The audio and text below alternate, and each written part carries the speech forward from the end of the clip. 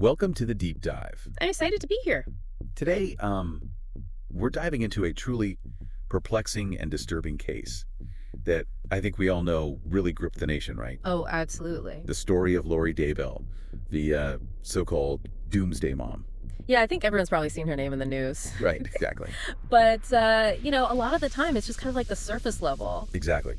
We're going beyond the headlines and unpacking, I think, some of the key events and legal proceedings surrounding her crimes. Absolutely. So this is, we're going to really get into it. Right, yeah. So we're going to be looking at a lot of information from news reports that really detail, the timeline of events, how things unfolded. Right. And also excerpts from a court hearing related to, her ongoing legal battles in Arizona. So this is an ongoing developing story. Yes, very much so. Our mission today is really to understand the core facts of this case. What did Lori Daybell do? Yeah. What was the outcome of her trial in Idaho? And what legal challenges does she still face? Right. A lot of questions. We're going to do our best to answer them. We're going to go deep. Get ready for a deep dive.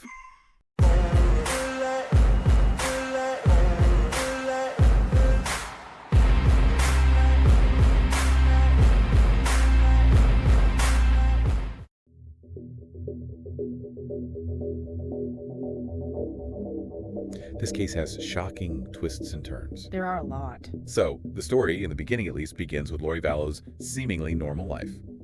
She married Charles Vallow in 2006. Okay. They raised her daughter, Tylee Ryan, and then later adopted J.J. Vallow, Charles's nephew. Okay. And from what I can gather, a lot of friends describe their early marriage as happy. Yeah. And Lori was seen as a patient mother to J.J., who had autism. Right. So, on the surface, things seem to be, pretty average American family. So far, so good. But around 2017, a lot of the family members started to notice a shift in Lori's relationship with her children. Uh-oh. Uh-oh is right. She began to read Doomsday author Chad Daybell's books. I've heard of this guy. Yeah. Have you? Yeah. So, this guy, Chad Daybell, he wrote about the end of the world kind of stuff. Okay. So she's getting into this. By 2018, Lori and Chad, and this is where things get a little more interesting, had met and were doing religious podcasts together, despite both being married. Oh, wow. Interesting. Right. Yeah. So Lori's friend, Melanie Gibb, reported hearing them discuss these things called zombies. People whose souls, they said, were replaced by dark spirits. Oh, wow. Right. Another friend said that Lori started calling her husband, Charles, a demon. Okay, so this is getting a little weird. Yeah. So, this is not, the picture-perfect family life anymore, right? Not anymore, no. Fast forward to 2019, Charles Vallow became deeply concerned, really concerned, about Lori's increasingly erratic behavior. Yeah. And there's actually police body cam footage from January 31st, 2019 that shows him telling officers that Lori believed she was a god preparing for the end of days. Wow. I know, right? Yeah. And this is a direct quote that she had threatened to murder him. Oh my goodness. So he goes to the police and says, "My wife is saying she's a god and she's threatening to murder me." Oh my goodness. So it's pretty serious. Yeah. So this is kind of where, we're starting to see the cracks really form. Yeah, absolutely. So in February 2019, he files for divorce. Charles does. Okay. Expressing fears for his and the children's safety in court documents. He's like, "I don't know what's going on, but I'm afraid." Wow. And tragedy strikes in July 2019. Oh no. Yeah. Charles Vallow is shot and killed by Lori's brother, Alex Cox, at a home in Chandler, Arizona, where Lori and the children were living. Wow. So now we have a death involved. This is getting really serious. Yeah. So Cox claimed self-defense, stating that he was protecting his sister during a fight. Okay. And Lori and Tylee reportedly corroborated this account. Right. So, at this point, police are investigating. Of course. But things aren't adding up. Yeah, it sounds like it. So, by September 2019, Lori had moved her children to Rexburg, Idaho, near Chad Daybell. Oh, really? Yeah. Okay. And Alex Cox also moved to the same apartment complex. Ah. So they're all kind of congregating in this area. Yeah. And this is when Lori's children, Tylee Ryan and J.J. Vallow, disappeared. Oh, wow. So the last known photo of Tylee was taken at Yellowstone National Park on September 8th, 2019, with Lori, J.J., and Alex Cox. Okay. Melanie Gibb, the friend we talked about earlier, later stated that Lori had referred to Tylee as a zombie.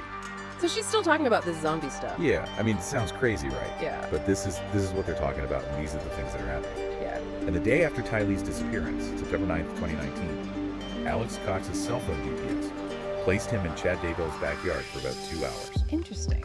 right after Chad texted his wife, Tammy, about shooting a big raccoon and burying it in their pet cemetery. Okay, so that's a little suspicious. Very suspicious. Yeah. Now, J.J. Vallow was last seen on September 22nd, 2019. Okay. Melanie Gibb and her boyfriend, David Warwick, were staying with Lori that weekend. Okay. And Warwick reported seeing Alex Cox carrying J.J. into Lori's apartment that night. Okay. The next morning, Lori allegedly told him that J.J. was being a zombie and that Cox had taken him away. This is, wow, getting stranger and stranger. Right. So on September 23rd, 2019, the day after J.J. was last seen, Alex Cox's phone records again placed him in Chad Daybell's backyard, this time for shorter periods, 17 minutes. Wow.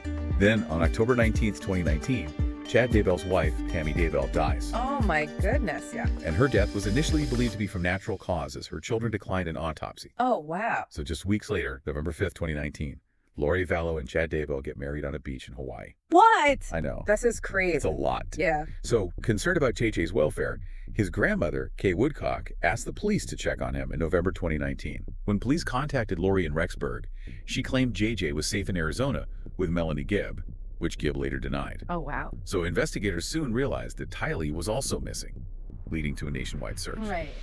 December 2019, while the search continues, Lori and Chad traveled to Hawaii. Okay. Authorities in Fremont County, Idaho, grew suspicious of Tammy Daybell's death and exhumed her body for an autopsy. Wow. And, to make matters even more strange, in December 2019, Lori's brother, Alex Cox, died in Arizona from natural causes. Wow. Okay, so a lot has happened here. A lot has happened, and we're not even done yet. Oh, okay. So, January 2020, authorities served Lori with an order to produce her children.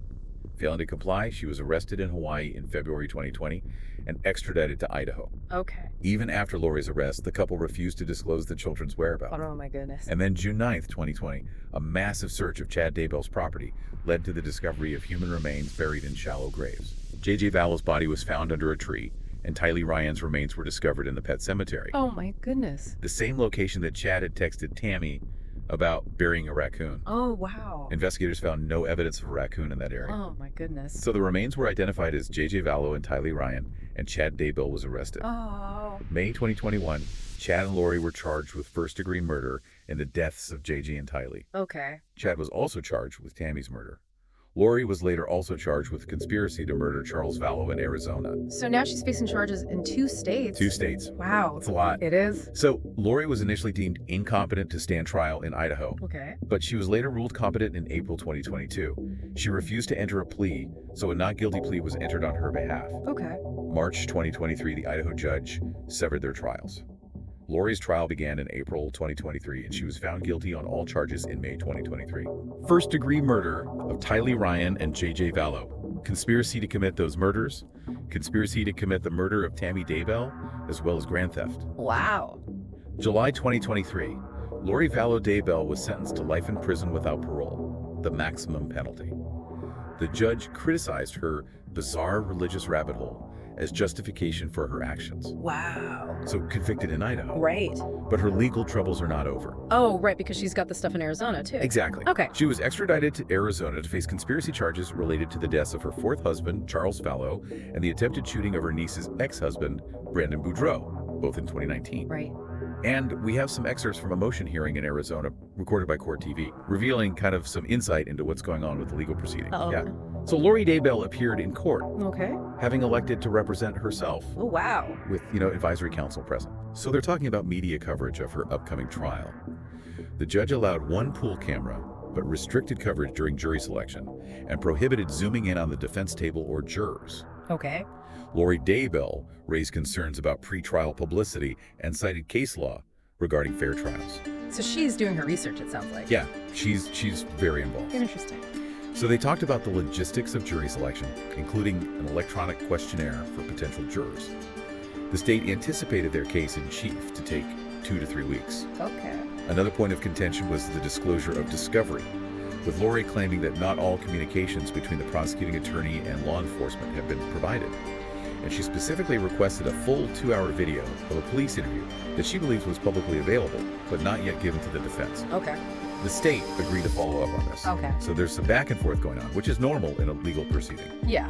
The hearing also involved motions in limine regarding statements made by Lori's deceased brother, Alex Cox, and her deceased daughter, Tylee Ryan. Okay. So Lori argued that some of Alex Cox's statements to the police immediately after Charles Vallow shooting should be admissible. Okay. Under hearsay exceptions like, present sense impression, excited utterance, and recorded recollection. Okay. Arguing it supported her claim of self-defense. The state countered that they hadn't decided whether to introduce any of Alex Cox's statements, but would likely not use his later police interview. Okay. Regarding Tylee's statements, Lori again argued for exceptions like present sense impression, excited utterance, as well as statement against interest related to an argument Tylee witnessed between Charles and Lori. Right. The state argued against the admissibility of Tylee's statements. They also suggested that Lori should not benefit from Tylee's unavailability as a witness due to Lori's conviction in her death. The judge tentatively ruled against referencing Tylee's statements and indicated a skeptical view of Alex Cox's statements made hours after the incident, suggesting they would address admissibility as specific statements were attempted to be introduced. So they're being pretty cautious with all these, statements and stuff. Yes, and I think appropriately so, because there's a lot of legal ramifications to these things. Yeah, absolutely. The court also briefly discussed scheduling for a potential second trial in Arizona, even as Lori asserted her speedy trial rights. A tentative start date was discussed, acknowledging potential scheduling conflicts. Oh. Finally, Lori raised a logistical question about security restraints during the trial and her ability to move around the courtroom, Okay. with the judge stating she would need to remain at her table or the podium, and her advisory counsel would handle exhibits. Okay. So that gives us a little bit of insight into what happened during that hearing. Yeah, definitely. Then, May 2024, Chad Daybell was also convicted on all counts in Idaho and subsequently sentenced to death in June 2024. So that's kind of where we are right now. Okay. So as you can see, the story of Lori Daybell is far from over. While she's serving a life sentence in Idaho for the murders of her children and conspiracy in Tammy Daybell's death, she still faces serious charges in Arizona related to the deaths of her former husband, Charles Vallow, and the attempted murder of Brandon Boudreaux. The court hearing we just talked about, it provides a glimpse into the complex legal battles ahead, with issues of pretrial publicity, evidence disclosure, and the admissibility of statements from deceased individuals playing crucial roles. Right. It's fascinating, I think, how this seemingly ordinary life could unravel into such a bizarre and tragic series of events. Right, and I think that's the thing that grabs a lot of people's attention. It's like, how does this happen? Yeah. And I think a lot of it has to do with, these increasingly extreme beliefs that she seemed to have adopted. Yeah. It seems like she really went down a rabbit hole. And it's heartbreaking. The details surrounding the disappearances of Tylee and JJ, the suspicious death of Tammy Daybell, and the subsequent marriage of Lori and Chad Daybell. Right. It's a very disturbing picture. Yeah, it is. And it raises these profound questions about, the influence of ideology, right? Yeah, The complexities of family dynamics and the pursuit of justice in the face of unimaginable loss. Absolutely. But it also highlights, how the legal system works, the debates over evidence, the trial procedures. The intricacies of it all. Yeah, I mean, it's fascinating to see how this all plays out in the courtroom. Right. It's real life drama playing out. Yeah, absolutely. So we encourage you to, consider all the layers of this case. Mm-hmm. Beyond the shocking headlines, there are these individual stories Yeah. of love, loss, and betrayal. Right. What do you make of Lori Daybell's claims of innocence in the face of the evidence? How do you reconcile the seemingly normal beginnings with these horrific outcomes? This deep dive is just a starting point, but there's much more to explore if you're interested. Absolutely. Thanks for joining us. Yeah, it was a great discussion. And we'll see you next time on The Deep Dive. Looking forward to it.